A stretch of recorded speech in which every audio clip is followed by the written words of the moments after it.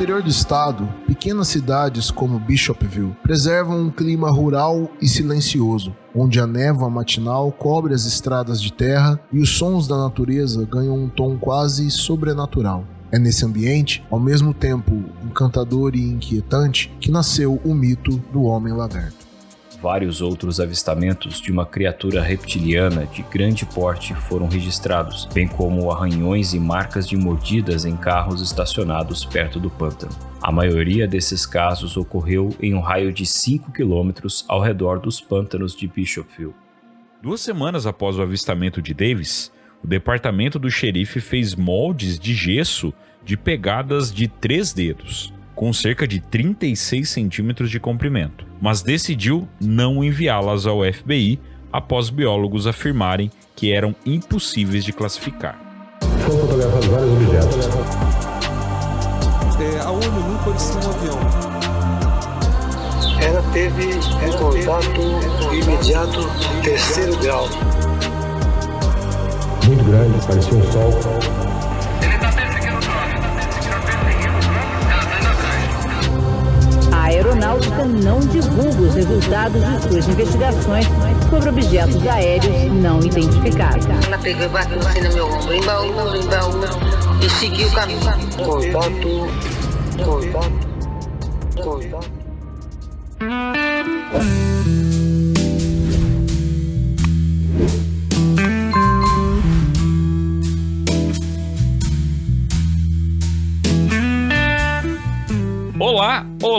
Olá, contatados e contatadas. Sejam bem-vindos e bem-vindas a mais uma edição do O Contato Podcast, o seu podcast de ufologia que toda semana traz insólito, criptídeos, criaturas, lendas e muito mais. Eu sou Vinícius Martins, mas pode me chamar de Vini. E lá, em Jaboticaville, Gustavo Cornaccione, o homem peludo de Jaboticabal. Como estás? Cada dia mais peludo. Logo vai ficar parecendo o Yeti. Exato. Aí faremos um episódio específico com o Yeti de Jaboticabal. Seria bom ser o Homem das Neves de Jaboticabal. O Homem das Neves de Jaboticabal seria no estado. Será que teria possibilidade? Será que não tem um Homem das Neves em Jaboticabal, justamente que Jaboticabal é quente para um cacete? É provável que tenha, só que, tipo, pelo calor ele se depila e a gente não sabe que ele está aqui. Seria o peladão de Jaboticabal um Homem das Neves de Jaboticabal que tava com tanto calor que os pelos dele caiu? Olha, a próxima vez que eu encontrar ele eu pergunto. Muito bem. E lá em Taubatéville, Eduardo Oliveira, o nosso homem barbudo de Taubaté. Como estás? Mais um dia no paraíso e agora com a imagem do abominável Homem das Neves do Monstros S.A. na cabeça. Muito bem. É isso, meus caros ouvintes. Hoje estamos aqui para fazer um episódio diferentão para vocês. Um episódio com uma forma diferente, né? Na hora que montamos a pauta, vimos a possibilidade de criar um formato diferente de episódio para vocês, onde nós vamos primeiro contar uma história, fazer todo um storytelling ali do que for trazido, e depois vamos trazer os nossos pontos de vista, a nossa opinião, o nosso bate-papo. É uma forma diferente da gente poder trazer um caso para vocês. Faz algum tempo que as pessoas vêm falando, pô, vocês não vão trazer um caso? A gente também vendo, né? Sempre assim que nem o episódio anterior da casuística chinesa, trouxemos vários casos. Só que a gente só vem, fala ali do que aconteceu e debate uma coisinha ou outra e boa, né? Não fica ali se aprofundando muito em um caso. Por exemplo, aquele caso da nave que desceu lá na frente dos militares na China, aquilo ali seria um caso que merecia um episódio só dele, de tão complexo e grande, né? E grandioso que tem aquilo. Então, a ideia nossa é justamente, quando for fazer um caso, a gente talvez ir nesse caminho. Então, deixem nos comentários se vocês curtiram esse formato tá? Já dando esse recado para vocês de antemão, pra gente poder fazer outros, né? Pra gente, que é uma coisa que a gente tá pensando. O que vocês acham, meus caros Gustavo Cornacchione e Eduardo Oliveira? Jogar para os ouvintes a ideia de dar um nome para esse quadro. O que vocês acham? Olha, eu acho muito bom porque eu não gosto de me responsabilizar pelas coisas. Então, se alguém decide, a culpa não é minha. Eu vou por essa linha de pensamento também, inclusive porque é menos trabalho pra gente. É isso aí. Então você, ouvinte, pode tecer as palavras aí nos comentários do YouTube, do Spotify, até do Instagram, na postagem do episódio. Coloca lá como que vocês acham que deve chamar esse quadro, né? Todos os episódios que nós formos fazer de casos, nós vamos ter esse nome, né? Para você já saber que é referente a algum caso, tá bom? Então, passamos aí a responsabilidade para vocês, porque nós não gostamos de assumir as responsabilidades dos nossos erros. E vamos aproveitar para dar aquela boas-vindas padrão de terça-feira, tá se tornando padrão, hein?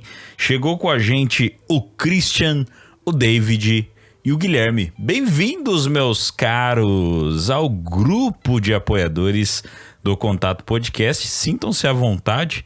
E se você ainda não faz parte, tá perdendo, hein? O grupo fica sempre agitado e de terça-feira virou regra. O pessoal tá chegando em toda terça-feira, vira aquele auê no grupo, são todos muito bem recebidos. Se você quer apoiar, mas não quer fazer parte do grupo, também não tem problema. Você pode fazer o seu apoio, você não é obrigado a entrar no nosso grupo, que, né, nem todo mundo gosta de grupo de apoiador, grupo de WhatsApp. Tá bom? Fique à vontade. E mais uma vez, muito obrigado aos novos apoiadores.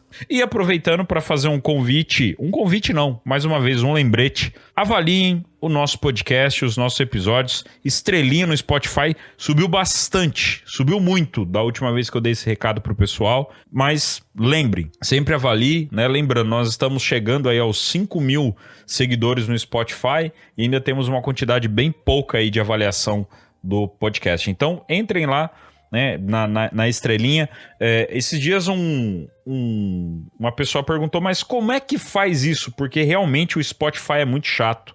Então eu vou falar aqui de uma forma bem sucinta, um tutorialzinho para vocês, de como é que faz para colocar estrelinha, para avaliar o podcast. Telecontato 2000.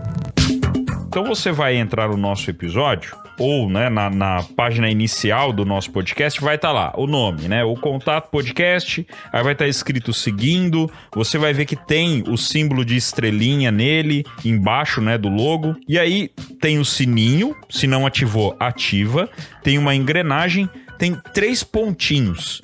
Eu acho uma sacanagem o Spotify fazer tudo isso para chegar na estrelinha, mas você vai ali, 3 pontinhos, avaliar programa, vai abrir uma tela para você, avaliar programa, e aí tem as estrelinhas. Você vai lá e coloca em 5 estrelas e aperta enviar, tá bom?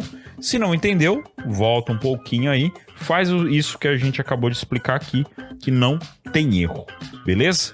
Pelo Apple Podcast, eu não sei como é que faz. Então, né, quem puder, de repente, ajudar a gente nisso, beleza? E não se esqueça também se inscrever no nosso canal do YouTube, para a gente poder crescer ainda mais e poder galgar novos ares.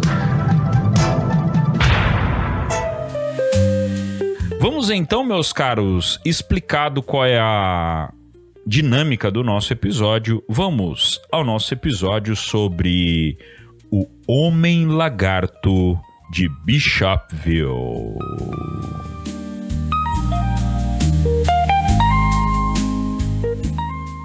Sua opinião é importante pra gente.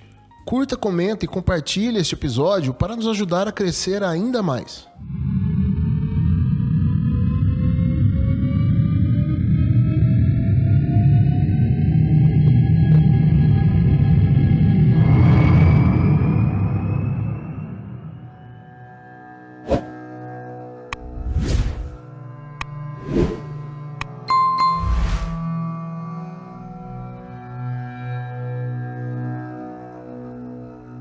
As palavras-chave para esse episódio são insólito e criptídeo. Insólito, adjetivo, algo que não é habitual, não frequente, raro, incomum, anormal. Criptídeo, do grego cripto, que significa escondido e refere-se a criaturas presentes no folclore ou em relatos, mas cuja existência é questionada ou não comprovada por evidências científicas. O episódio de hoje de O Contato, vamos tirar os olhos do céu e desviar a lente da ufologia para mergulhar no universo do insólito. Deixamos de lado as luzes misteriosas para mirar os pântanos enevoados da Carolina do Sul, onde, em uma pequena cidade chamada Bishopville, surgiram relatos de uma criatura que desafia toda a lógica. A lenda do Homem-Lagarto, ou, como seu nome natural, Lizard Man. Prepare-se para uma história que mistura medo, mistério e muita lama. Cenário e época. O local era a pequena e pobre cidade de Bishopville, na Carolina do Sul, em 1988. A Carolina do Sul, localizada no sudeste dos Estados Unidos, é um estado conhecido por sua rica herança histórica, florestas densas, plantações antigas e vastas áreas de pântano, que exalam uma atmosfera misteriosa e às vezes sombria. Suas paisagens naturais misturam o verde profundo das matas com a umidade constante dos brechos e riachos turvos, criando o cenário perfeito para lendas e histórias de aparições estranhas. No interior do estado, pequenas cidades como Bishopville preservam um clima rural e silencioso, onde a névoa matinal cobre as estradas de terra e os sons da natureza ganham um tom quase sobrenatural. É nesse ambiente, ao mesmo tempo encantador e inquietante, que nasceu o mito do Homem-Lagarto. A Carolina do Sul enfrenta desafios profundos de desigualdade econômica e Bishopville é um exemplo marcante dessa realidade. Embora os dados mais recentes revelem que em 2017 a cidade apresentava uma renda familiar média de apenas $21 mil por ano, quase metade da média estadual e $3 mil a menos do que 2 décadas antes, os sinais dessa crise já estavam presentes muito antes. Em 1988, ano em que se passa a história que vamos contar, Bishopville já vivia os reflexos de um longo ciclo de dificuldades econômicas, marcado por altos índices de pobreza e por uma disparidade de riqueza fortemente ligada à raça. Como muitas cidades do sul dos Estados Unidos, suas raízes em plantações de algodão deixaram marcas profundas em sua estrutura social. Com poucos recursos para investir em educação, atrair indústrias ou oferecer caminhos concretos para o desenvolvimento, a cidade seguia estagnada. Até que, naquele mesmo ano, algo inesperado surgiu para quebrar a rotina e reacender a imaginação coletiva. A lenda dos índios Creek. Os Creek eram uma confederação indígena norte-americana que vivia principalmente nos estados do Alabama, Geórgia e Carolina do Sul. Segundo o livro Mitos e Lendas dos Indígenas do Sudeste, de John Reed Swanton, publicado em 1929, os Creek teriam encontrado um monstro semelhante a um lagarto de tamanho humano na região. Vários índios estavam juntos e formaram um acampamento de caça. Um caçador voltou certa noite e disse: "Encontrei uma árvore oca de um grande urso." Ele contou aos outros caçadores, que disseram uns aos outros: "Amanhã de manhã iremos até lá, faremos fogo e vamos defumar a ursa para que possamos vê-la." Dormiram e no dia seguinte foram ao local. Quando chegaram à árvore, parecia mesmo que algo vivia lá e disseram: "Com certeza um urso vive aqui." Então acenderam um fogo debaixo dela. A fumaça encheu o oco da árvore e logo um grande lagarto saiu. As pessoas viram e correram. O grande lagarto pulou no chão e começou a persegui-los. Correu até alcançar um deles, o pegou e voltou com ele até a árvore, jogando-o dentro. Depois, perseguiu outro e fez o mesmo. Alcançou, capturou e levou de volta. Sobrou apenas um. O lagarto o perseguiu e, depois de uma longa distância, também o alcançou. Ao passar por um lugar de mata densa, havia um tigre ou pantera dormindo. Quando o grande lagarto chegou com o homem, a pantera acordou e pulou sobre ele. O lagarto largou o homem e atacou a pantera, iniciando uma luta. Vendo isso, o indígena se levantou e fugiu. Dos que tinham ido caçar longe de casa, apenas um voltou. Ele contou ao seu povo como o grande lagarto havia matado todos os outros. A história moderna da lenda do Homem-Lagarto de Bishopville. O começo. Em julho de 1988, um dia comum para a repórter Jan Easterling se tornou o estopim de uma das lendas mais arrepiantes da Carolina do Sul.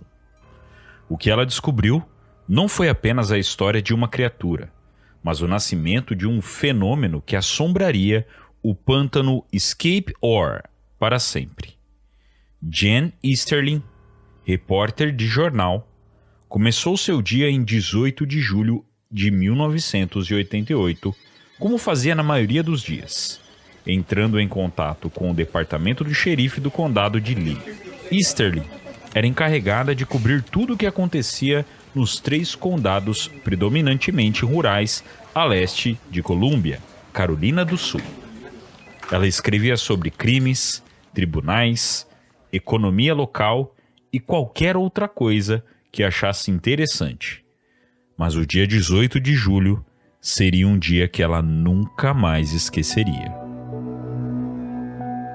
O primeiro caso. Depois de conversar com o xerife do condado de Lee, Liston Truesdale, ele contou como, dias antes, a alguns quilômetros de Bishopville, Carolina do Sul, um casal acordou e encontrou seu Ford LTD severamente arranhado. O enfeite do capô estava quebrado, o cromo estava mastigado e a fiação do carro havia sido arrancada. O xerife estava indo para o local. Uma casa em uma estrada de terra, sem saída, em uma rodovia rural de 2 pistas, e perguntou se ela gostaria de acompanhá-lo. Claro que ela aceitou. O que ela viu a seguir se tornaria uma história estranha que entraria para o folclore da Carolina do Sul para sempre. Ao longo daquela segunda-feira, ela conheceu o casal com o carro danificado e um delegado que havia entrevistado 2 homens perseguidos por uma criatura de um pântano próximo.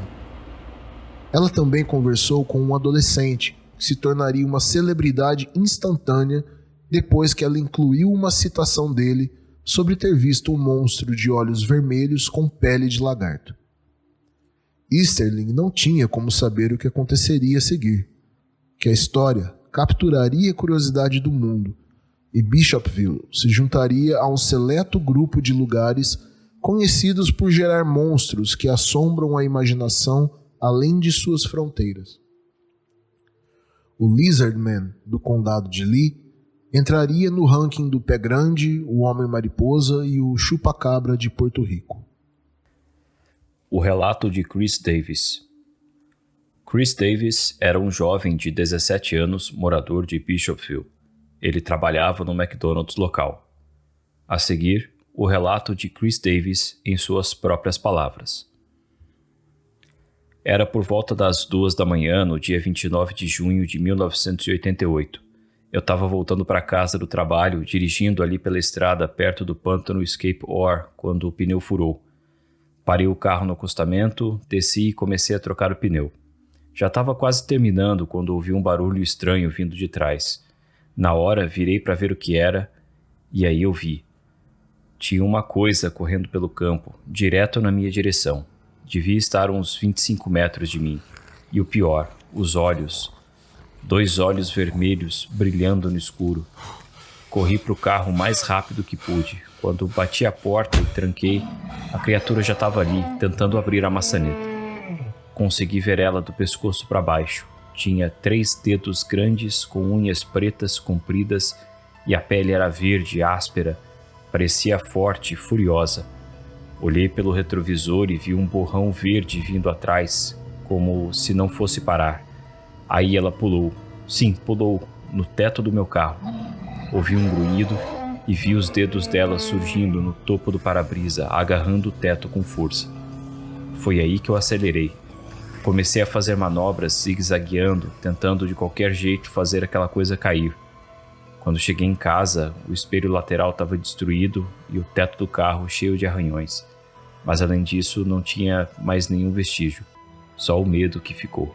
Durante o mês seguinte ao relato de Davis, vários outros avistamentos de uma criatura reptiliana de grande porte foram registrados, bem como arranhões e marcas de mordidas em carros estacionados perto do pântano.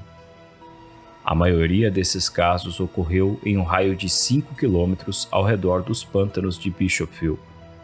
As autoridades locais trataram os relatos com uma mistura de preocupação e ceticismo, dizendo que um número considerável de pessoas confiáveis havia feito relatos semelhantes, o que indicava que algo estava realmente sendo visto, mas que provavelmente era um urso, não um homem-lagarto. Bishopville nunca mais foi a mesma. Bishopville, uma cidade de cerca de 3.600 habitantes na época, e ainda menos hoje, passaria a ver seu monstro como uma forma de revitalização econômica. A ascensão do Lizard Man, de rumor a lenda, começou quando o jornal da jornalista Jen Easterly, The State, publicou a história na capa da edição de terça-feira com o título chamativo, abre aspas, Homens Lagarto, à espreita no pântano do condado de Lee, fecha aspas. No dia da publicação, uma rádio em Colômbia deu a história no ar e ofereceu uma recompensa impressionante de $1 milhão pela captura da criatura. Bishopville geralmente era apenas um ponto de passagem para viajantes entre Colômbia e Florence, na Interestadual 20, mas em um instante tornou-se um destino. A história foi publicada na terça-feira e as pessoas pegaram seus trailers e barracas e foram para lá, disse Easterly. Quando o semanário Lee County Observer foi para a impressão na quarta-feira, seus jornalistas comentaram sobre a notoriedade repentina da cidade. Eles brincaram sobre todas as pessoas vagando pelas florestas à noite com lanternas e armas. A lenda do Lizard Man ainda não tinha nem 2 dias de vida. A vida de Chris Davis mudou completamente após a publicação.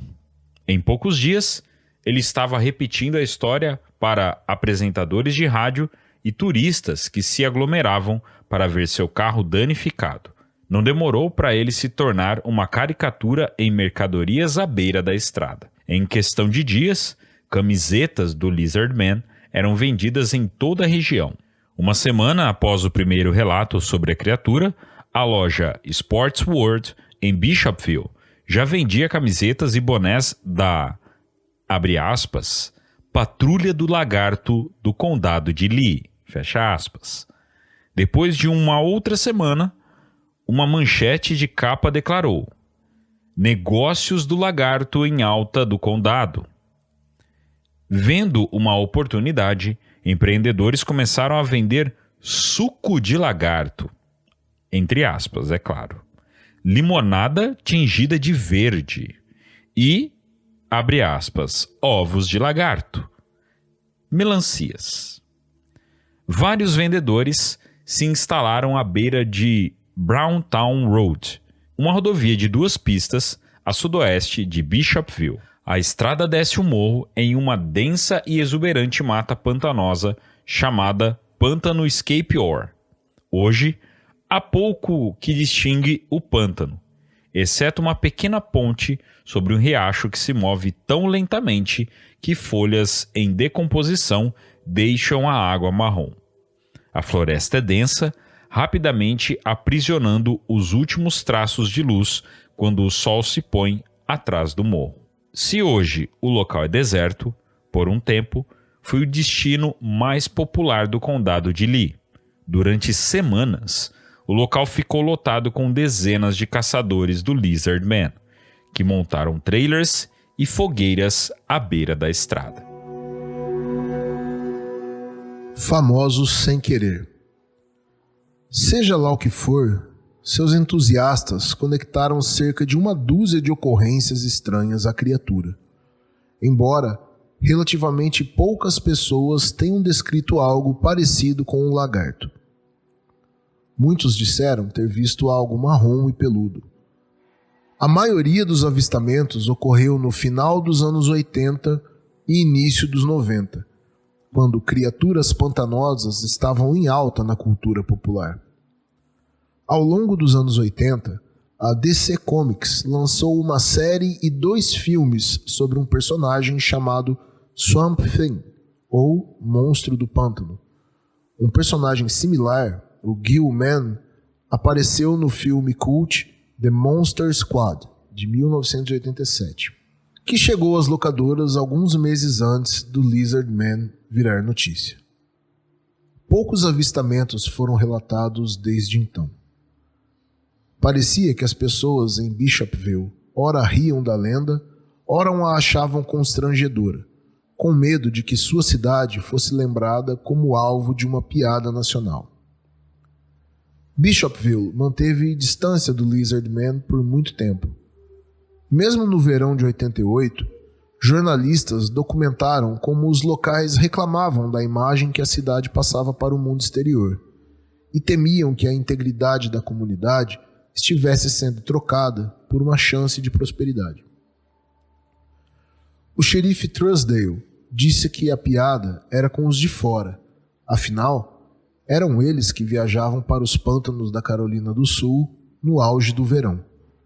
Ainda assim, muitos ficaram marcados pela experiência de serem lançados à notoriedade nacional.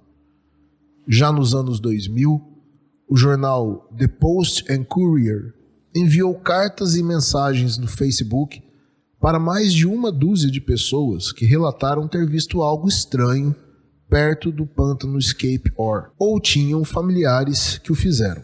Apenas 2 responderam, incluindo uma mulher que disse que ela e sua mãe estavam frustradas há décadas por seus nomes serem associados ao Lizard Man. Abre aspas. Nós nunca vimos o Homem-Lagarto. Só dissemos que vimos algo, talvez um animal, sair correndo do pântano. Mas documentários de TV a cabo continuavam citando seus depoimentos. Amigos ligavam para perguntar se elas realmente tinham encontrado o Lizard Man.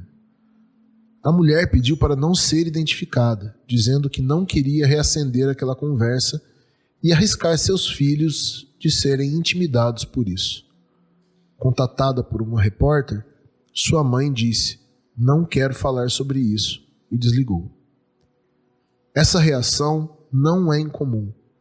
Por todo o tempo em que as pessoas tiveram encontros assustadores no Escape Ore, elas hesitaram em falar publicamente sobre eles. Um trabalhador da construção civil disse à polícia que nem contou à família que tinha visto uma criatura parecida com um pé grande, porque achou que diriam que ele estava bêbado, mesmo ele insistindo que não estava. Um adolescente que viu algo pular na estrada disse que as pessoas para quem contou riram dele, atribuindo tudo à sua imaginação. O fim do Homem-Lagarto.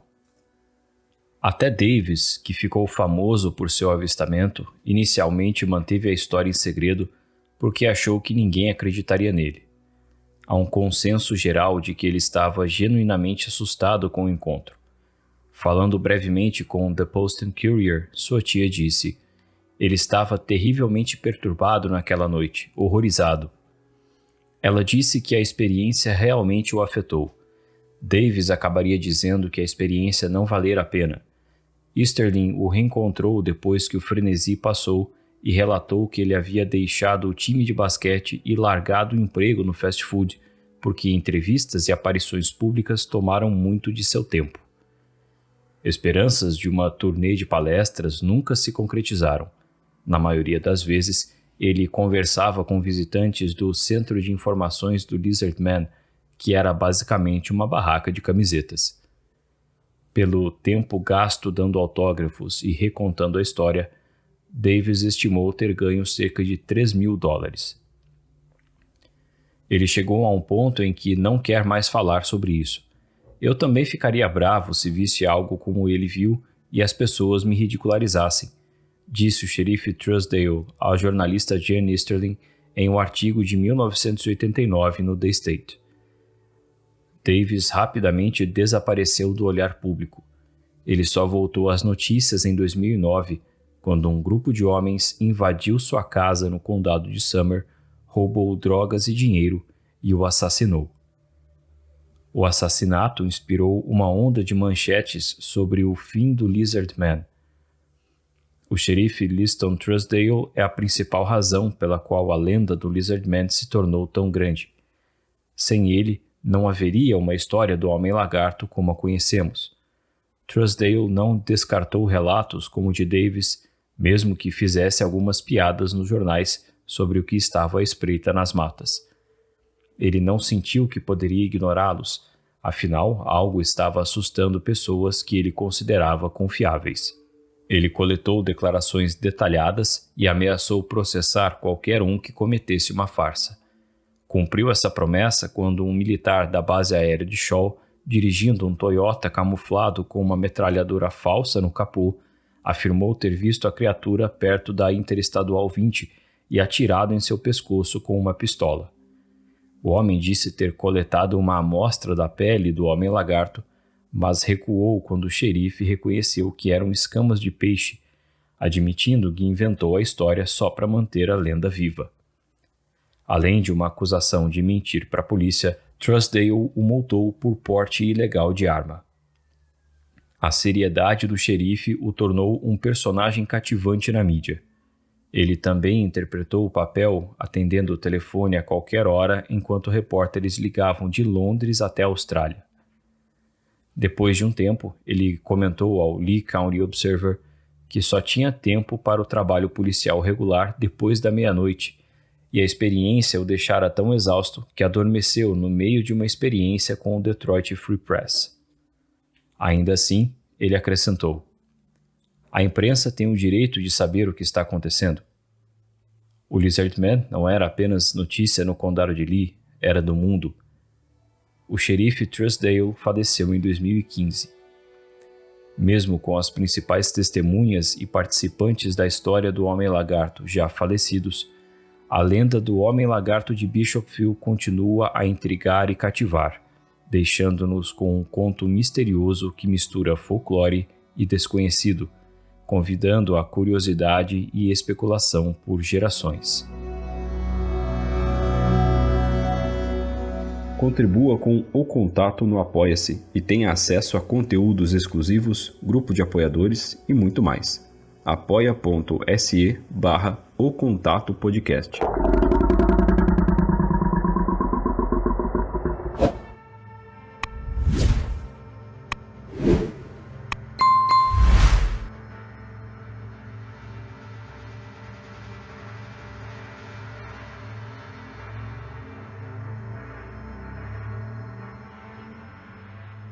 Mas afinal, o que era o Homem-Lagarto? Muitas teorias foram apresentadas sobre a identidade dos Homem-Lagarto. Desde dinossauros sobreviventes até ramificações evolutivas nas quais a hierarquia reptiliana continuou a evoluir paralelamente aos primatas. Em certo momento da história, os répteis dominaram a Terra. E não é totalmente fora de cogitação que uma espécie dominante pudesse continuar a evoluir em pequenos números, passando despercebida pela humanidade. Embora nenhuma espécie reptiliana conhecida demonstre sinais de evolução tão avançada, os répteis são um grupo de espécies mais antigos e bem-sucedidos do planeta, e podem guardar segredos ainda não revelados. No condado de Lee, Carolina do Sul, um estranho humanoide reptiliano foi relatado em diversas ocasiões. 2 semanas após o avistamento de Davis, o departamento do xerife fez moldes de gesso de pegadas de 3 dedos, com cerca de 36 centímetros de comprimento, mas decidiu não enviá-las ao FBI após biólogos afirmarem que eram impossíveis de classificar. Segundo Johnny Evans, porta-voz do Departamento de Recursos Marinhos da Carolina do Sul, as pegadas não correspondiam nem poderiam ser confundidas com as de qualquer animal registrado. Ele também descartou a possibilidade de que fossem de alguma criatura mutante. A hipótese do, abre aspas, dinossauroide, uma linha evolutiva teórica de dinossauros que desenvolveriam formas semelhantes às humanas, foi criticada por ser excessivamente antropomórfica para a evolução de terópodes. O homem-lagarto foi descrito como tendo pele verde e escamosa, olhos vermelhos ou alaranjados e mãos palmadas, com 3 dedos. Media cerca de 2,10 metros de altura e seu passo era de aproximadamente 1 metro. Disse que ele habita áreas pantanosas em torno do condado de Lee, Carolina do Sul, além dos esgotos de cidades próximas do pântano. Outros relatos de figuras semelhantes. Embora o Homem-Lagarto de Bishopville seja um dos casos mais conhecidos, há relatos de criaturas semelhantes em várias partes do mundo.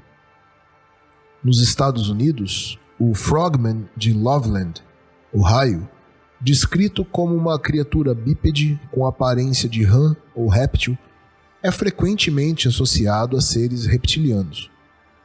No Brasil, especialmente na região amazônica, há lendas indígenas sobre entidades espirituais e guardiãs da floresta com aparência reptiliana, além de relatos modernos de seres escamosos ligados a avistamentos de luzes no céu. Ainda nos Estados Unidos, além de Bishopville, o chamado Lizard Man foi visto em outras áreas próximas ao pântano de Escape Ore.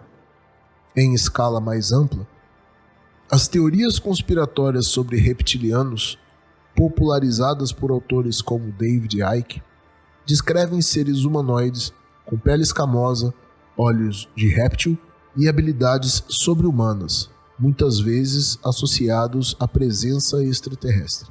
Há também relatos que se confundem com lendas de metamorfos, como os Skinwalkers, em regiões indígenas nos Estados Unidos, Canadá e México, reforçando a presença recorrente de figuras reptilianas no imaginário popular e em casos ufológicos.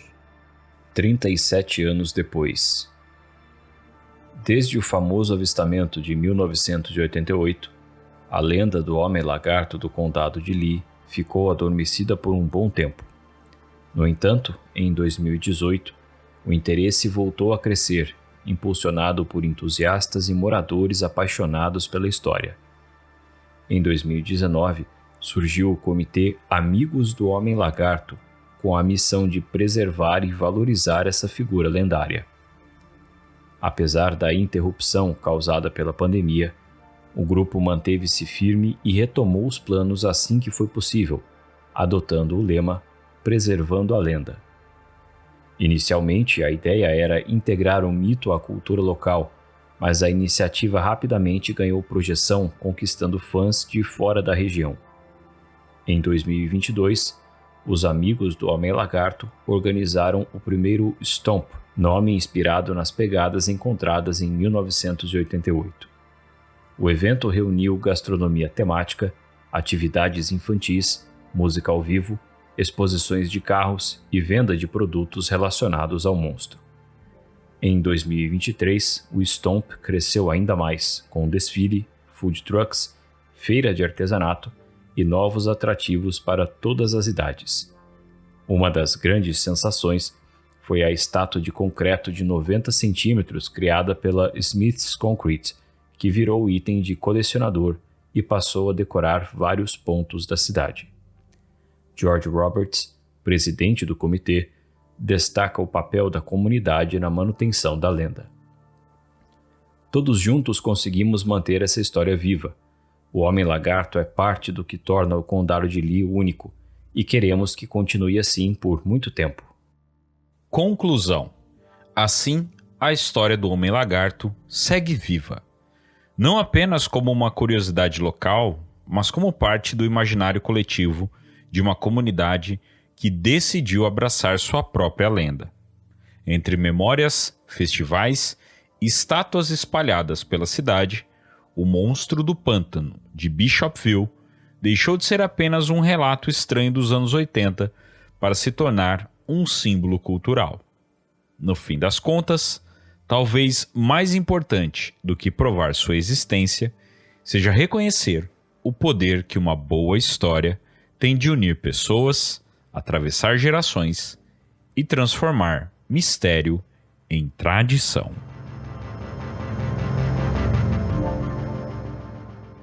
Curte o nosso podcast? Junte-se a nós nas redes sociais para debates, enquetes e muito mais. Não segue ainda? Então para aí rapidinho, segue a gente e volta aqui. O link está na descrição.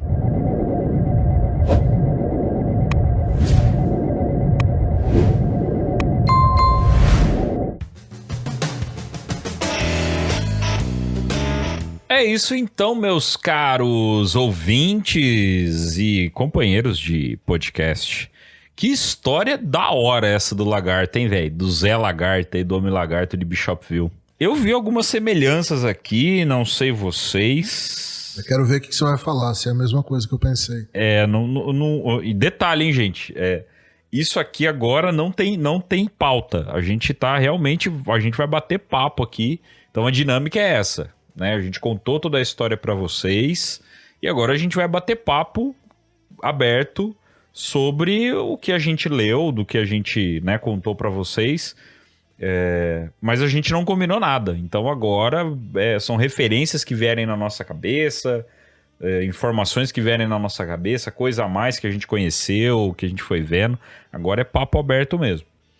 E eu acho que não tem como a gente não fazer uma relação com a nossa querida Varginha, né, meus caras? E a primeira pergunta que eu quero falar pra vocês Era isso que eu tinha pensado. Imagina o povo lá de Bishopville fazendo essa caçada ao ET de Varginha, cara. Que coisa maravilhosa, velho. Se isso tivesse acontecido em Varginha... Pô, ia ser muito da hora, cara. Porque assim... só que no caso Varginha, é aí que as coisas ficam interessantes, né? Pô, o caso do Homem-Lagarto foi pra parar em jornal. E cadê o exército? Pra fazer o cerco lá, pra correr atrás. Não teve exército. Eles simplesmente abandonaram a ideia, ninguém ligou pra nada. E o povo foi lá caçar o bicho. Agora aqui não. A primeira coisa que me lembrou Varginha aí é o fato que a história ela começa ali com... Ela se torna pública, né? Não que a história comece, mas ela se torna pública através do trabalho de uma jornalista, né? E então quando a gente estava contando a história, tem a jornalista Jan Sterling, né, que publicou a matéria no dia 18, se eu não me engano, 18 de julho de 88. E aí a história cresceu, tomou proporções, e aí enquanto a gente estava contando a história, eu ia lembrando da Margarida, né, que a gente entrevistou aqui, jornalista lá de Varginha, que lançou um livro posteriormente, mas que durante todo o caso Varginha ela acompanhou e trabalhou na cobertura.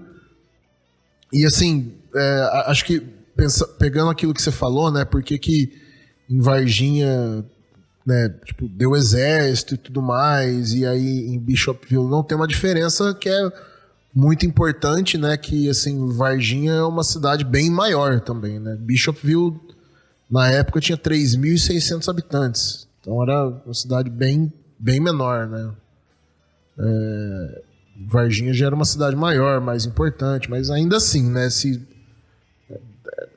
Dá pra gente se perguntar por que isso não chamou a atenção assim, de militares para ver essa história toda. Mas se a gente pegar, né, a estrutura da história, né, você tem uma criatura bizarra aparecendo para uma população, assustando todo mundo, envolvendo a polícia, e ninguém sabe mais direito o que é aquilo. E não é o Grey típico, né? No caso Varginha, o ET de Varginha não é aquele típico Grey. Tem várias coisas diferentes, né? Aqueles chifres na cabeça, o olho vermelho, a cor da pele é outra, tal. Nesse caso aqui também, eu fiquei curioso de saber, assim, a consequência que teve para a cidade foi... Não que eu fiquei curioso, mas assim, a consequência que teve para a cidade, apesar de tudo, acabou sendo positiva, né? Hoje a cidade tem um festival em torno disso. Ganhou uma atração, apesar da principal testemunha do caso ter tido um final trágico e isso ter afetado a vida dela, né? No caso do Homem-Mariposa, isso aconteceu lá também, né? A cidade abraçou a lenda e virou atração turística, não foi? Justamente, eu ia falar que eu fiquei decepcionado porque eu não pensei no caso Varginha ao longo da história. Eu pensei justamente no caso do Homem-Mariposa, porque também aconteceu numa cidade no interiorzão. A gente também teve mutirões de pessoas fazendo vigília, até com gente armada, esperando o bicho aparecer para tentar pegar e ver o que acontecia. A gente também teve, como o Vini falou, né, uma falta de resposta dos militares, digamos assim, mas aí eu super entendo, porque realmente os militares não tem nada a ver com isso. A princípio, se não tem nada acontecendo, então realmente eles não vão fazer nada, e oficialmente nada aconteceu, né, é só uma história estranha. E aí sim a gente tem a diferença do caso Varginha, mas aí, né, como eu tinha dito, eu não pensei por esse lado. Aí no finalzinho, vendo essa questão do Stomp, né, que eles fizeram lá, me veio à mente justamente o Mothman Festival, que uma equipe lá de Point Pleasant, que trabalha com a cultura local, organiza todos os anos. Esse ano vai ser, acho que 21 de setembro, lá em Point Pleasant, um festival, né? Uma festa de rua, uma festa popular, como essa que foi descrita aí, com food truck, com venda de camiseta, chaveirinho, música ao vivo, coisas da cidade e tal, justamente para alavancar a cultura e o turismo, né? Para trazer gente para a cidade, justamente através dessa história, para consumir nos comércios da cidade. Então, isso é uma coisa que o Mothman Festival faz até hoje. Deu ali uma parada por causa da pandemia também, mas depois já voltou, e pelas fotos que eu vejo, voltou muito bem. Mas lá também fizeram isso.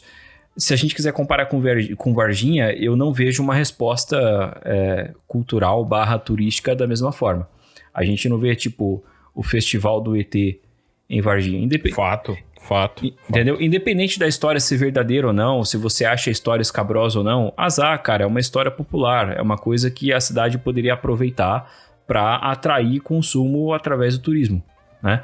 E não acontece isso. Cara, não precisa nem muita coisa, né, velho? É só criar um nome, fazer toda a comunicação voltada para essa temática e pronto. Põe banda tocando, barraca vendendo coisa, comida e pronto. Isso aí. Não é? A princípio é como qualquer festa local, sabe? Aqui onde eu moro, aqui no Vale do Paraíba, tem tipo as festas de aniversários de grandes cidades, tipo São José dos Campos faz. Tem aqui a colônia japonesa aqui, então tem a festa do arroz. Tem a colônia italiana, que tem a festa da colônia italiana. E aí, tipo, é um final de semana de cada uma dessas festas. Pô, por que não poderia em Varginha, por exemplo, fazer que fosse um dia uma festa dessas? Deu certo? Pô, nos anos seguintes faz um evento cada vez maior para continuar atraindo público. Essa é, assim, em termos culturais, a principal diferença que eu vejo entre o Lizard Man e o ET de Varginha, sabe? Realmente é a reação cultural da cidade. A cidade aqui no Brasil não aproveitou isso.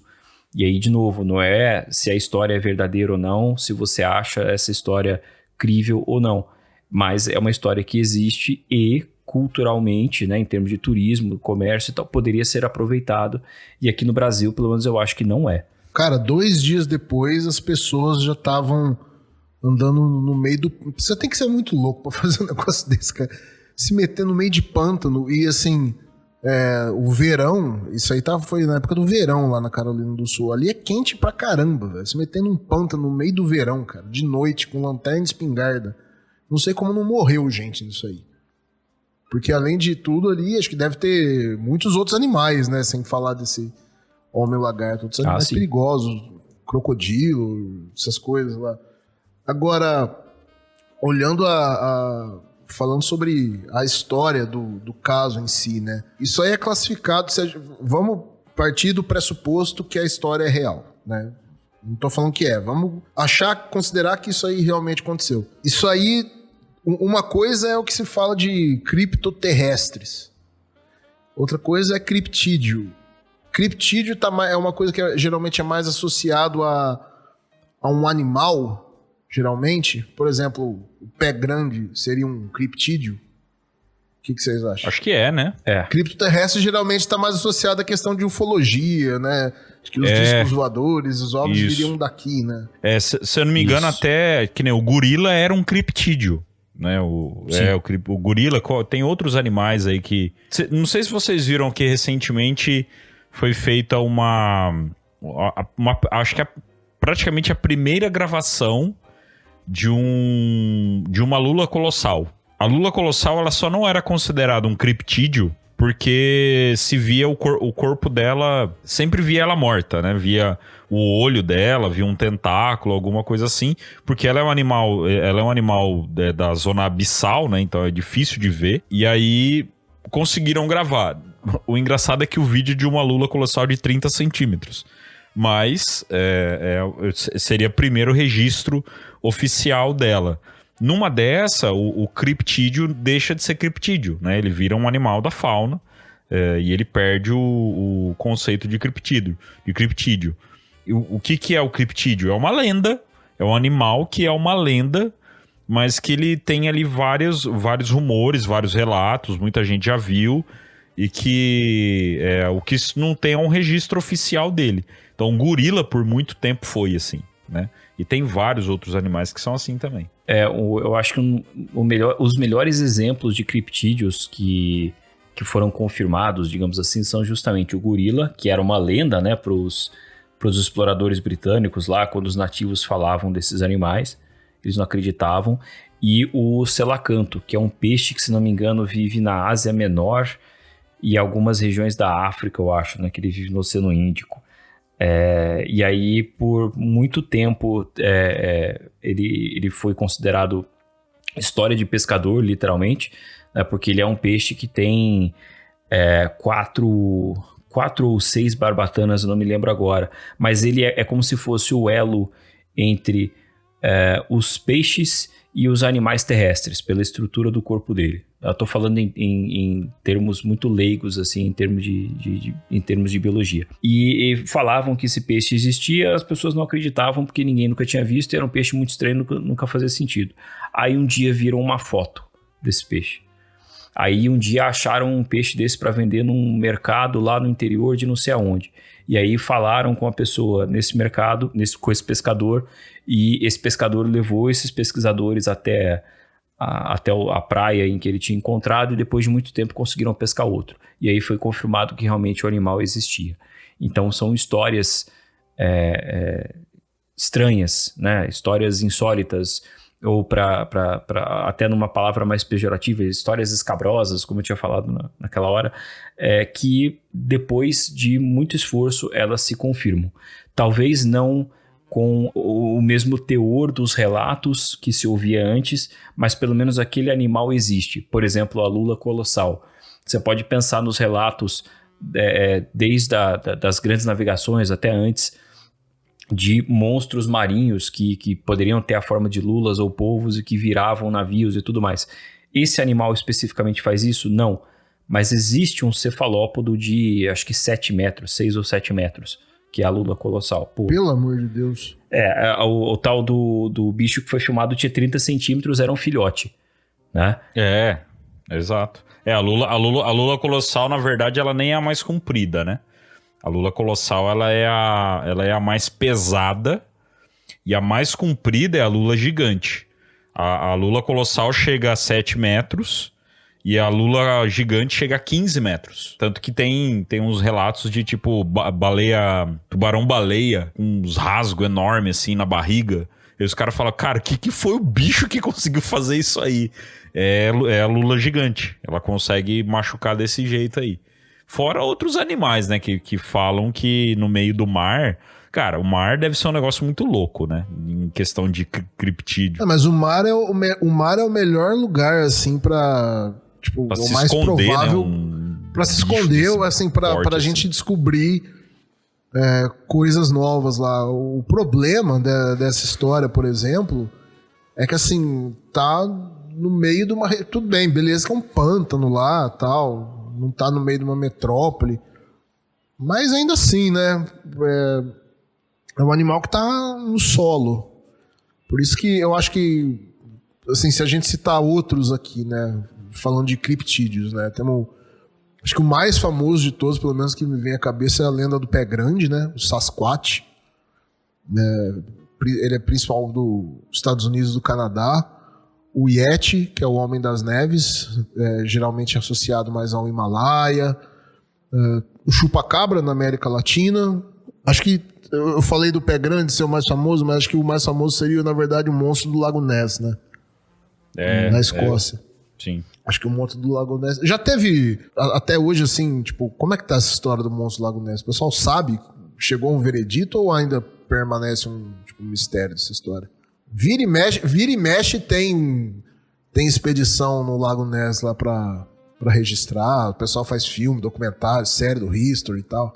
Virou concha de sopa e feijão, né? Já viu? Aquela que tem a suposta foto do monstro do Lago Ness, que é só o pescoço dele pra fora, assim, é aquela concha de... É aquilo lá, esse é o estado atual. Não mudou nada, né? Aqui no Brasil, assim, entre os... Bom, já citou o Mothman lá nos Estados Unidos também, né? Uma mariposa. Aqui no Brasil, um criptídeo que a gente poderia citar é o famoso mapinguari lá da Amazônia, né? Seria o... quando a gente começa a chegar no nosso aqui, aí tem uma porrada, né, cara? As lendas de criptídeos que a gente tem aqui, cara, tem muita coisa. O mapinguari é uma delas. Só que a diferença é que, assim, o mapinguari, eu acho que não daria muito pra entrar também no criptídeo, porque o mapinguari, cara, ele é um negócio meio bizarro, né, velho? Mas bizarro por bizarro, um lagarto de olho vermelho aí. Não, então, humanoide. porque assim, ó, até o Homem-Lagarto, chamar ele de criptídeo, eu colocaria ele mais como um criptoterrestre no conceito, porque ele é um alienígena, é um bicho inteligente que parece ser inteligente, né? Aparenta uma inteligência ali, é humanoide e tal. Eu colocaria ele mais como um criptoterrestre. O criptídeo... eu não, cara, eu manteria ele no criptídeo mesmo. Não sei se ele é inteligente, as reações dele aí é só animalesca. É um bicho maluco. Atacar e morder. Mas ainda assim, porque assim, ó, o mapinguari, cara, ele é bizarro demais. Ele tem uma boca no meio da barriga, mano. Tem um olho só, né? É um macaco do tamanho de um urso ciclope com a boca na barriga. E tem pelo vermelho. Sabe? Demais, velho. É demais. Ele é sobrenatural. Ele é muito sobrenatural, assim. É igual, tipo... porque assim, ó... Vamos pensar. Tá bom, o Homem-Lagarto é um criptídeo. Por quê? Porque ele é um lagarto humanoide. Então faz sentido? Como a gente falou no meio do episódio. Vamos dizer que tem lá os dinossauroides lá e eles evoluíram de alguma forma e essa raça existe e eles vivem ali escondidos. Ok. E é um animal que você olha pra ele e faz, vamos dizer assim, biologicamente ele funciona. Então ele tem cabeça, tem olho, tem rabo, tem perna, tem o corpo. Pro nosso conceito biológico ele funciona. Posso estar falando besteira, né? Mas aqui, como eu falei, a gente tá batendo papo aberto, sem, né? Agora é queda livre. Agora que é queda livre total. Mas assim, faz mais sentido. Uma pinguari, não. Uma pinguari tem uma boca no meio da barriga. Entendeu? É ciclope, é uns negócios meio fora do cabo. Então, ele já é mais sobrenatural. Tipo, mula sem cabeça. Pô, não faz sentido. Né? Um cavalo que não tem cabeça e pega fogo, sabe? Uns negócios... Aí é sobrenatural. Agora, eu acho que no Brasil, então, o que a gente teria mais seria chupacabra, principalmente. Né? Porque ele desce, né? Ele vem da Costa Rica ali, mas ele faz parte do nosso também, né? Seria o criptídeo. O próprio, cara, até o próprio ET de Varginha, algumas pessoas... Eu já vi a teoria de que ele é um criptídeo. Porque ele, a forma como ele tá, tal, tipo, seria uma criatura que vive embaixo da terra, mas é uma criatura ali... É um animal, né? Um animal como qualquer outro, mas que vive embaixo da terra. E poderia ser um criptídeo também. E também pelo histórico de observações, né? O histórico de relatos. As pessoas acham que... Cara, são dois equívocos a respeito da história de Varginha. Primeiro, achar que só foi visto pelas 3 meninas no terreno baldio, né? Essa eu acho que 95% das pessoas ainda no Brasil que já ouviram falar de Varginha acham que foi só isso e não foi, teve muito mais coisas. Todo um histórico de avistamento de criaturas semelhantes que vem de décadas antes disso, incluindo na região de Varginha, mas não apenas. Eu já vi histórias dessas acho que dos anos 70 em Goiás. Era uma descrição parecida, a cabeça só era diferente, né? As protuberâncias eram diferentes, mas viram também parecido. Então, assim, isso final dos anos 60, começo dos anos 70. Então, também, vai falar que não tem a mesma origem do que foi visto em Varginha em 96? Você tem como afirmar isso, entendeu? Tem um caso também no Paraná, não tem? De uma criatura parecida com o ET de Varginha? Uma época relativamente próxima. Acho que não é Paraná, acho que é Pará. Eu acho que é Pará, se eu não me engano. Não. Que eu sei é no Paraná. Pode ter outro, mas que eu sei que teve um avistamento. Uma mulher viu também, assim, a mesma descrição da criatura lá de Varginha, que era no Paraná. Cara, assim, isso seria até papo pra um outro episódio. E um cara bom pra estar aqui com a gente pra falar sobre lobisomem, cara. O Natan, do Belém de Arrepiar. Sim. O Natan é um cara bom pra gente um dia... É bem legal. O Natan é um cara da hora pra cá. Ô, galera, quem curte nosso podcast, dá uma incomodada lá no Natan. Chama a atenção do Natan lá. Pra gente poder gravar com ele sobre lobisomem. Porque o lobisomem... Manda mensagem pra ele 3 horas da manhã. Isso. 3h33. Entope a caixa de mensagem do Natan lá. Fala pra ele vir gravar com a gente. Porque, cara, o Natan, ele faz um trabalho incrível sobre essa ufologia, essa casuística de Belém, da Amazônia ali, né? Ele fica focado nisso. É um trabalho fantástico esse do Natan. E é um cara que ele tem bastante vídeo sobre lobisomem. E lobisomem é uma lenda muito... vamos dizer assim, tem no mundo inteiro. Todo mundo tem uma forma diferente de contar a história do lobisomem. Só que no Brasil, cara, a gente tem uma cacetada de relatos sobre lobisomem. O lobisomem poderia ser um criptídeo. Ele poderia ser um criptídeo. Por quê? É um cachorro gigante. É o chupacabra, né? Só que as características são um pouco diferentes em alguns casos. Mas aí ele seria tipo um monstro. Não seria necessariamente uma pessoa que se transforma nele. Exato. Por que ele vira o lobisomem e ele entra no paranormal? Porque as pessoas têm os relatos de que outras pessoas se transformam nele em época de quaresma e não sei o quê. Mas o animal visto, na maioria dos relatos, é um cachorro gigante, humanoide e tal, que poderia ser um criptídeo também. Cara, quando eu era criança, velho, meu pai tinha meu pai tinha um engenho de pinga quando eu era criança. Isso explica muita coisa. Que da hora. Explica mesmo. Meu pai tinha um engenho de pinga quando eu era criança. Só que ele não bebia... Meu pai não tomava uma lata de cerveja. Aí você, por ele, você fazia o trabalho, né? Lembra do Asterix e Obelix, que tinha aquela história que o Obelix, quando era pequenininho, ele caiu dentro do barril de poção mágica e aí ele ficou forte daquele jeito? Comigo foi semelhante, eu caí dentro do tonel de pinga. Mas então, E só não ficou forte, né?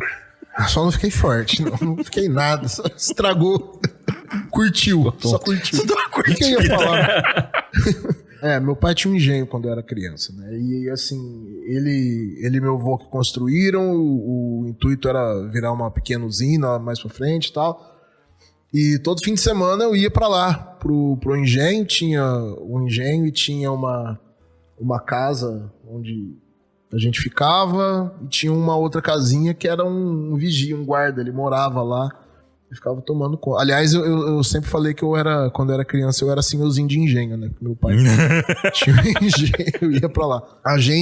Eu lembro que ia pra lá eu e meus primos, e o tiozinho que morava lá já era um tiozinho bem velhinho, aquele típico cara que morou na roça a vida inteira, cuidava do sítio à noite e tal, ficava de guarda. E, cara, ele contava umas histórias, assim, pra gente, pra molecada lá, mas não só pra gente, ele contava pros adultos que estavam ali também. E na maior tranquilidade, e falando assim, olha, eu lembro até hoje disso, minha mãe confirmou comigo que ele falava isso, que olha, que ele tinha um lobisomem na região aqui de Jaboticabal, que ficava ali naquela época, isso aí era lá nos anos 80, que ele já tinha visto nos anos 70, que tinha matado, que esse bicho tinha matado animal em fazenda e tal, e a descrição, e assim, cara, eu era criança, velho, eu nunca tinha escutado falar de chupacabra, nem tinha tido caso de chupacabra no Brasil nessa época, mas eu lembro que ele citava que assim, o que matava, os animais eram encontrados,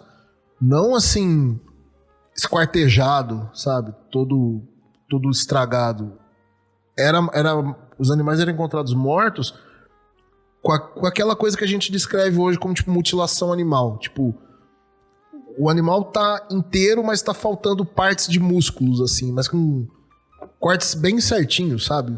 Eu lembrava dessa história, lembrava que tinha um tiozinho lá no sítio do meu pai que contava essas coisas. Depois que a gente começou o podcast, né, eu fui retomar essa história, eu conversei com a minha mãe, com a minha avó, que conheceram ele bem na época lá, e fui perguntar, ele já faleceu faz muito tempo, e ela só não, ele falava, nossa, a gente morria de medo.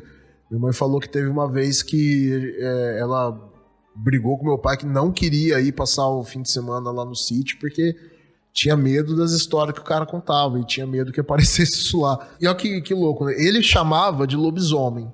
Isso aí foi antes de ter onda de chupacabra no Brasil. Mas os relatos que ele dava batia muito com esses ataques de, não necessariamente de chupacabra, mas nesses ataques que a gente vê de que o animal tá mutilado, tá faltando uma parte, e assim, o animal tá limpo, não tem sangue, não tem nada. Quando a gente tromba com uma história dessa, que nem do Homem Lagarto de Bishopville aí, é claro que assim, é provável que seja uma confusão que a pessoa teve, ela, pô, mano, você tá na beira de um pântano, 2 horas da manhã, pneu fura, só de você estar na beira de um pântano 2 horas da manhã tendo que trocar um pneu, eu já fico meio assustado, né? Se sair um lagarto grande do meio do pântano, se sair um calango, eu já me assusto.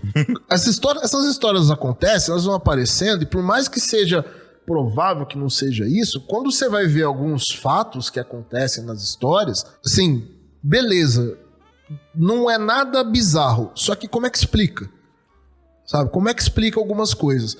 Por exemplo, esse caso do Homem Lagarto tem as fotos dos danos no carro do Chris Davis e do carro daquele casal que o xerife levou a jornalista Jane Sterling para visitar. E foram 2 ataques juntos, assim. A matéria saiu no dia 18 de julho, parece, né? E o ataque foi nos dias ali 27 de junho, mais ou menos, umas 2 semanas antes, por aí. Só que esses 2 ataques do Chris Davis e desse casal foram na mesma época, um intervalo de 1-2 dias. E se você ver as fotos, a única coisa que poderia explicar mais ou menos assim, que eu imagino fazer uma coisa daquilo era um urso, sabe? Realmente um urso, pra você, se você ver os danos que foram feitos no carro. Agora, eu não sou especialista nisso, não sei se se um urso realmente seria capaz de fazer aquilo. Agora, também questão de urso ali em região pantanosa é meio complicado. Agora, sempre fica, a lenda permanece também, porque sempre tem um quê que é meio inexplicável, que você fica, tá, mas como é que explica isso aqui? Como a gente recebeu outro dia no nosso grupo lá, a gente estava, nem tem nenhum mês, aí o Felipe, nosso apoiador lá, mandou imagem de um cachorro que foi encontrado morto dentro no quintal da casa da família, dona dele lá. O cachorro tá, a lateral do cachorro, assim, a parte muscular tá faltando. Só que não tem sangue no cachorro, no animal, não tem sangue no chão. A família não ouviu nada, ninguém ouviu nenhum barulho, parece que não era o único cachorro ali na casa, tinha outros, eles não ouviram nenhum cachorro latindo também. Parece que tinha galinha na casa também. Tinha galinha na casa também, eles simplesmente acordaram, foram no quintal, o cachorro estava naquele estado. Então, assim,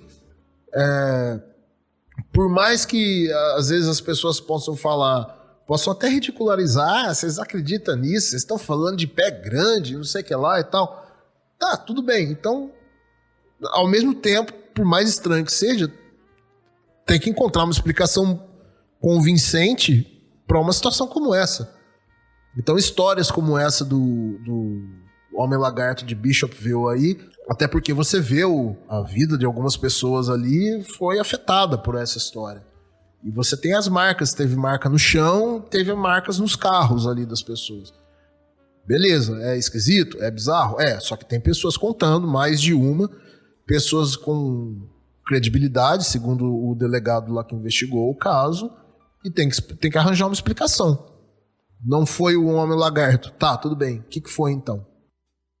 Teve uma frase que o Du mencionou no primeiro episódio sobre a China, que a gente ainda pegou e falou, nossa, vou anotar essa frase aqui. No fim eu não anotei, esqueci a frase, como é que é? Não tenho provas, mas não tenho dúvidas. Isso. Cara, essa frase, eu acho que essa frase, ela resume isso que a gente tá falando. Beleza. Pode ser qualquer coisa, que nem esse caso do cachorro. A gente chegou a fazer uma pesquisa, mandar pra veterinário. 4 veterinários. Mandamos pra policial, mandamos pra uma galera. E todo mundo meio que falou assim, pode ser isso. Mas ninguém cravou. Todo mundo falou, talvez... Não, o máximo que falaram é que assim, que provavelmente alguém teria feito aquilo com o animal em um outro lugar e jogado ele ali pra explicar a ausência de sangue no local. Seria uma explicação, né? Seria uma explicação. Só que não dá porque o cachorro tava em casa. É só se alguém entrou na casa de noite, sem ninguém ver, nenhum cachorro latiu, as galinhas não fizeram barulho, a família não ouviu, essa pessoa pegou o cachorro, saiu da casa, fez isso, voltou lá e deixou o cachorro lá. Todos os veterinários com quem a gente falou falaram assim, cara, não sei explicar isso. Cara, as costelas do animal, os órgãos estão todos dentro, só tirou a carne da lateral dele, mas inteira. E só pra esclarecer, a gente não vai postar isso em lugar nenhum e não adianta pedir pra gente que a gente não vai mandar foto, porque a família já pediu pra não divulgar, não levar isso pra frente. Nem falamos em que cidade foi isso. Eles não querem, porque por respeito à família também e respeito ao Felipe, que é apoiador nosso e que trouxe a informação pra gente, e ele conhece quem é a família e tal, então a gente não vai levar isso adiante, mas é impressionante, e as pessoas que viram, todo mundo falou, cara, é impressionante a imagem, e justamente, tipo, uma pessoa, teve um veterinário que falou com a gente, que era especialista em animal silvestre. E ele mencionou, ele falou, leopardo não, onça. Falou, tem onça que consegue fazer isso aí. Tem onça que consegue entrar e sair de forma silenciosa. Beleza. Essa parte a gente, não, ok. Agora, a questão do sangue pegou muita gente. Ele também mencionou que é possível. Mas ao mesmo tempo, tá muito perfeito, sabe? É algo assim que... Cara, você olha, parece que o cachorro tá dormindo. Tem isso ainda. A expressão, né, na cara do cachorro, na face do cachorro ali, né, no focinho dele, ele parece que ele tá dormindo. Até uma amiga minha que viu a foto, que ela gosta muito de bicho, ela falou: Vini, eu consigo olhar essa foto de boa porque não demonstra sofrimento pro animal. O animal, parece que ele tá dormindo ali, e aí ele simplesmente ficou daquele jeito. Então é realmente algo impressionante. Tem uma característica em muitos relatos de ataque desses animais. Tem um que aconteceu na Argentina, se não me engano foi... Eu não sei se foi agora no começo desse ano ou se foi no fim do ano passado. Mas que encontraram, tava tendo uma onda de vaca mutilada numa região da Argentina.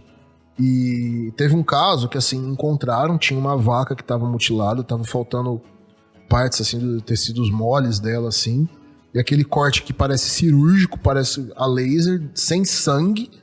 E tinha uma outra vaca próxima a ela. E a vaca tava, tipo, paralisada, parecia uma estátua. Tava catatônica, de pé. Entrou em estado de choque, né? Tava paralisada ali, do lado, sabe? Agora, cara, se passa um gato na frente, se entra um gato no quintal de casa e eu tenho cachorro, vira um escândalo, velho. Cachorro latindo, gato correndo, vira uma barulheira, tal. Imagina uma onça entrar no teu quintal. Por mais que a onça consiga fazer aquele tipo de corte, fazer uma coisa que seja um pouco mais limpa, que não deixe tanto sangue, eu não sei, eu não boto muita fé nisso. Mas, pô, ia fazer muito barulho, ninguém ouviu nada. E tem vizinho, tem a família ali, tem outros animais na casa. Então, assim, esses tipos de caso que deixam sempre a gente... Por que a gente considera falar de um caso como esse do Homem-Lagarto de Bishopville? Porque realmente tem casos que você fica assim, cara, não sei como explicar isso. É o famoso que diabo é isso, né? Diabo é isso. Diabo é isso. Selo então tá jóia.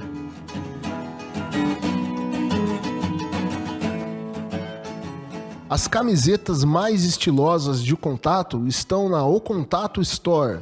E o estoque é limitado, hein? Garanta a sua antes que acabe.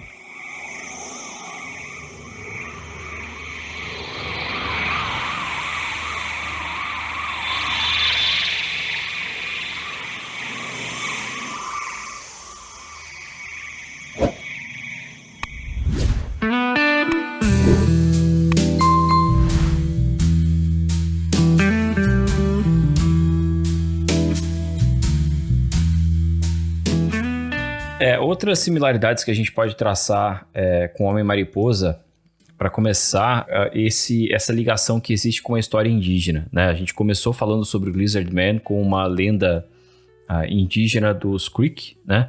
Da história do cara que foi caçar lá. Foram espantar um urso, né? Tocar fogo no lugar lá onde morava um urso. Só de fazer um urso defumado. No fim, quem foram defumados foram eles, né?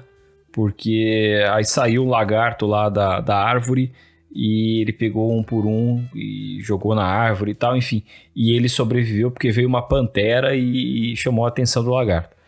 Ele voltou, contou isso para a tribo, para a comunidade dele, e a galera acreditou e essa história foi passada para frente até hoje. É altamente questionável a credibilidade disso, né? É uma lenda indígena realmente, então a gente não tem como atestar que alguma coisa desse tipo aconteceu e tal. Porém, no caso do Homem-Mariposa, aquela região de West Virginia, ali onde fica Point Pleasant, foi palco de uma das mais violentas batalhas da Revolução, né, nos Estados Unidos. Foi, inclusive, a primeira batalha da Revolução, foi uma das mais importantes ali entre os indígenas e os brancos, né? Inclusive tem uma placa lá na cidade e tal. A líder, eu não me lembro agora, mas era ali uma espécie de líder dos indígenas ali. Quando morreu, ela amaldiçoou aquele lugar por 200 anos.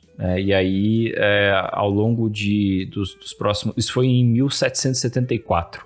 Então, até 974 você teria um monte de desgraças acontecendo na cidade por conta dessa maldição indígena. E realmente aquela região passou por um incêndio muito grande, passou por inundações, teve os avistamentos do Homem-Mariposa que culminaram com o desmoronamento de uma ponte em que dezenas de pessoas morreram, teve descarrilamento de trem também com mortes e tal. Então é outro paralelo que a gente pode traçar aí, uma lenda indígena relacionada ao local em que essa criatura foi vista, né? Outra ligação que eu fiz aí ao longo do episódio foi com o lagarto do Homem-Aranha. Sim. Ah, pode crer.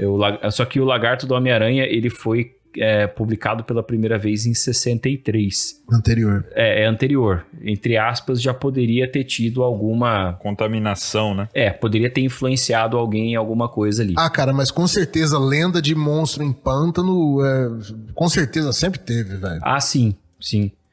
E também, falando do lagarto do Homem-Aranha, as histórias de lagartos em esgotos de Nova York. Sim, isso é famoso. Que são uma lenda urbana comum, né? Aqui a gente não fala tanto disso, mas é tipo, sei lá, o Homem do Saco, talvez. Uma dessas histórias assim. Geralmente, isso aqui é mais local, né? Geralmente cada cidade tem a sua história de um personagem estranho lá. O Peladão de Jabuticabal. Tipo o Peladão de Jabuticabal, que hoje nós nos perguntamos se não é, na verdade, um depilado de Jabuticabal. Né? O depiladão de Jabuticabal. A gente falou também sobre toda a teoria de conspiração dos reptilianos, né? Citamos aí o nome do David Icke, que é um cara que particularmente eu não acredito em quase nada do que ele fala, para não falar nada. Mas ele tem umas ideias assim de realmente conspiratórias, assim, sem grande... Eu ia falar comprovação, mas realmente você não tem comprovação de nada. Assim, o cara, ele não... Até o raciocínio do cara, pelo menos pra mim, falha em alguns momentos. Mas ele é um dos caras que mais ventila essas histórias aí. A gente falou... Ele é o principal propagador dessa história de reptiliano, né? Só que na versão dele... É outra coisa totalmente diferente, né? Esse não tem nada a ver com monstro de pântano, né? Seriam seres que conduziriam a humanidade e tudo mais. É outra história, né? A história dos reptilianos / Illuminati que controlam o mundo. Ele é o grande teorista dessa história aí. E aí, se você pensar que houve uma evolução, não vou dizer paralela, mas simultânea de dinossauros sobreviventes, digamos assim, e houve, tá? Isso é verdade. Todas as aves, elas são dinossauros, tá? Não é que a galinha descende de um dinossauro, não. A galinha é um dinossauro. Uma vez que você passa por essa descrição, você nunca vai deixar de ser, né? Independente do caminho que a evolução toma. Então a galinha, ela é um dinossauro. E aí, pensando que justamente esses animais poderiam ter evoluído de uma forma mais humanoide, o que é absolutamente bizarro, primeiro pela própria biologia, porque não faria sentido, né? Haja visto as aves, também porque não necessariamente a biologia ela vai convergir na forma humanoide para algo inteligente especialmente. Muitas vezes a gente fala sobre a possibilidade de vida fora da Terra de uma forma mais genérica mesmo, mais introdutória, e muita gente tem essa noção de que a inteligência ou a forma humanoide são o objetivo da evolução, sabe? Necessariamente em algum lugar, em algum outro lugar do universo, ou mesmo em algum outro ambiente da Terra, as formas de vida, elas devem se aproximar da forma humanoide e desenvolver inteligência. Não, cara. Pô, os dinossauros mesmos, eles viveram na Terra por muito mais tempo do que nós e nunca desenvolveram matemática, nunca desenvolveram escrita, nunca fizeram uma fogueira.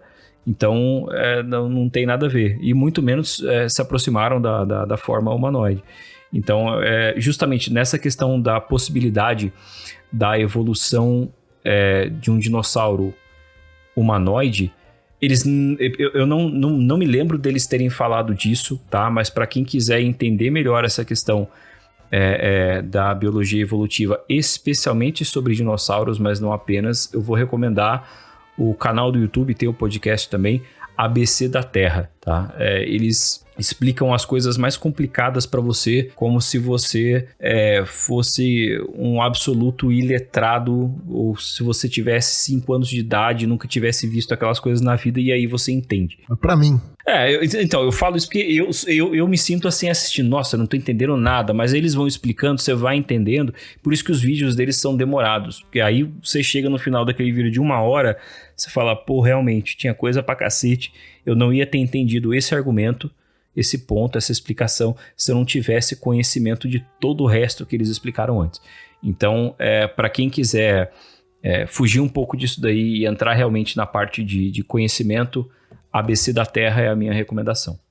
Cara, mas duas questões em cima disso que você falou. Primeiro, as pessoas descreveram esse avistamento aí como humanoide. Mas e se elas descreveram como humanoide, mas simplesmente elas viram uma coisa que é bípede? Existem alguns tipos de lagartos que quando eles vão correr, eles são capazes de correr nas 2 patas traseiras, né? Sim. Se você tá ali naquela situação, no meio da noite, vai ser atacado por um lagarto correndo na sua direção. É que assim, nesse caso ele tinha 2,10 metros de altura. Até isso, assim, como é que a pessoa no meio acertou essa medida tão específica? Não tinha 2,10 metros. Mas, enfim, dá a entender o que importa. Era um lagarto muito grande, alto, e ele estava andando nas 2 patas traseiras. Poderia ser uma situação como essa. Não sei quais os tipos de lagartos que existem ali naquela região. Mas, de repente, fosse um lagarto que correu na direção da pessoa nessas 2 patas traseiras. Agora, sobre essa questão toda de assim, um resquício aí, um animal pré-histórico que sobreviveu e tá aí escondido até hoje e poucas pessoas tiveram a sorte ou o azar de ver. Se isso tivesse acontecido, eles não teriam, ao longo desses milhões de anos aí, tipo, procriado e espalhado muito mais? Sobraria só 1, 2, meia dúzia deles? Isso eu fico meio... Entendeu? Aí a gente entra justamente na hipótese do criptoterrestre, né? Em algum momento eles se esconderam, foram para dentro da Terra Oca e a gente ficou aqui e eles ficaram isolados lá com medo da gente ou esperando a gente ser uma espécie ainda mais populosa para eles terem mais comida quando eles saíssem. Ou, sei lá, aí você abre... A partir do momento que você entende como premissa que isso que você assume isso como premissa, né? Tipo, olha, eu vou trabalhar com esse argumento e aconteceu isso. Tá bom. Então, a partir disso, pode ter acontecido um monte de outras coisas. E se tivesse acontecido isso, eu acho que, nossa, é um negócio tão viajado, cara, que não dá nem pra você seguir uma lógica a partir de certo ponto, sabe? Realmente não faz muito sentido. Aliás, não faz nenhum sentido.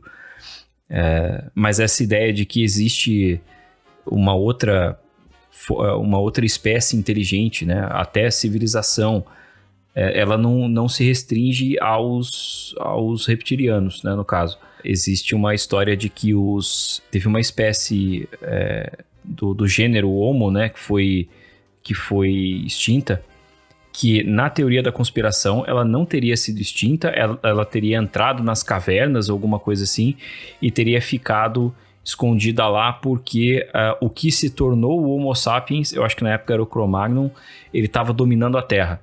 E aí essa espécie ela fugiu para se esconder em alguns sistemas de cavernas. E aí quando eles saem, as pessoas confundem com pé grande, com o Yeti e por aí vai. Então, é outra história, assim, muito cabulosa, é só viagem e sem muita comprovação, entendeu? Sem nada muito concreto que você fale, então realmente pode ser que tem isso daqui. Não, é só uma ideia jogada, assim, e ninguém nunca realmente trabalhou em cima disso para conseguir provar alguma coisa. Agora, se a gente for entrar nessas hipóteses, assim, né, tipo, beleza, vamos especular livremente. Tem aquela velha história do bioma das sombras, né?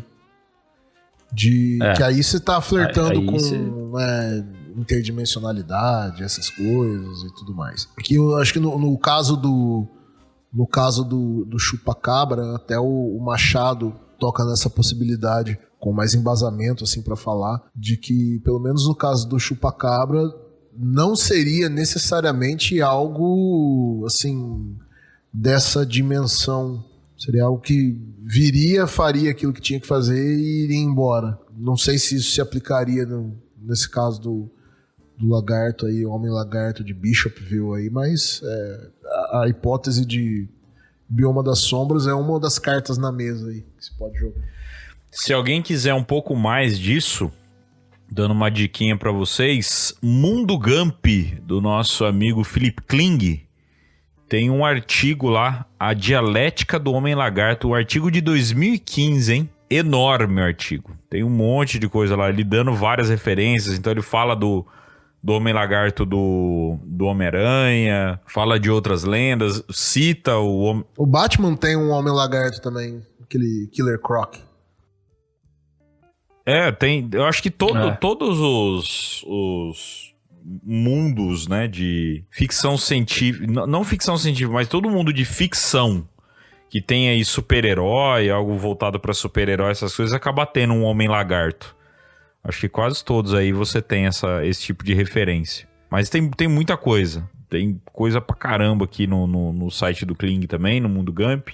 A gente deixa o link pra vocês na descrição do episódio. Bom, pessoal, e o livro que a gente vai deixar recomendado pra variar, né? Um livro gringo, The Lizard Man, The True Story of the Bishopville. É um livro por Lyle Blackburn, tá? É um livro que conta ali a história específica do Homem-Lagarto de Bishopville, tá? Vamos deixar o link na descrição do episódio para vocês.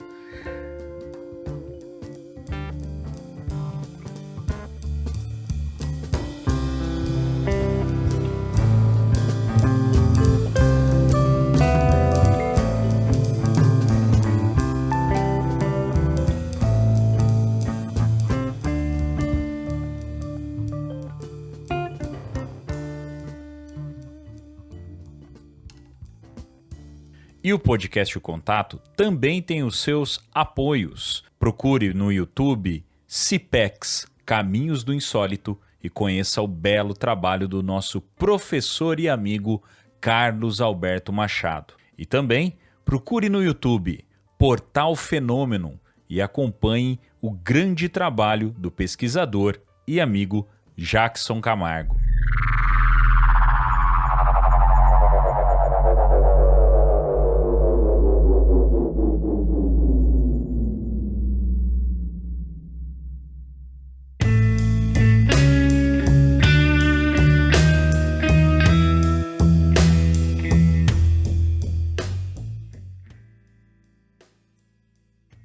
Muito bem, meus caros, é isso. Papo rendeu, papo foi maneiro. E aí, o que vocês acharam? Gostaram, Guto, Du? Gostaram desse formato?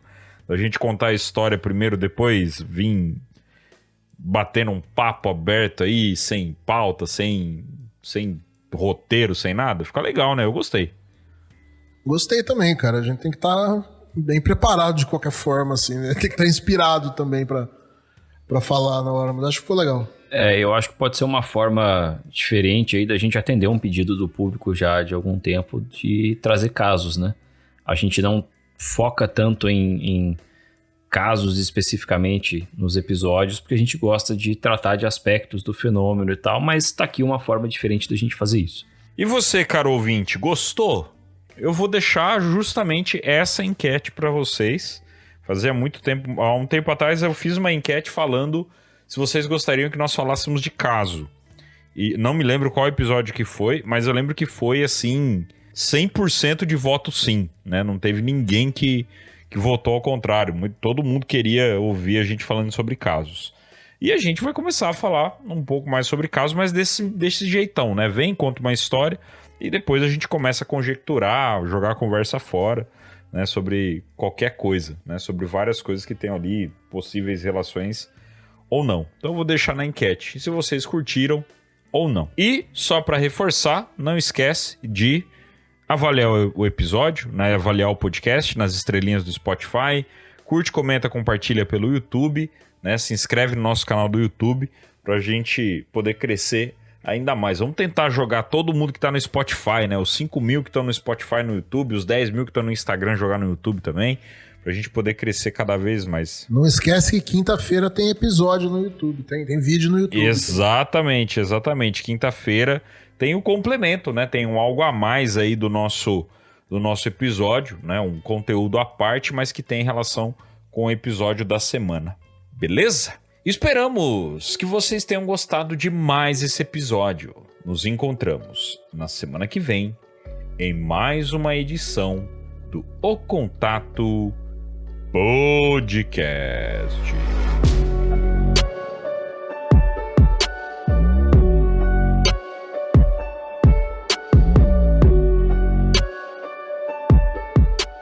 Telecontato 2000.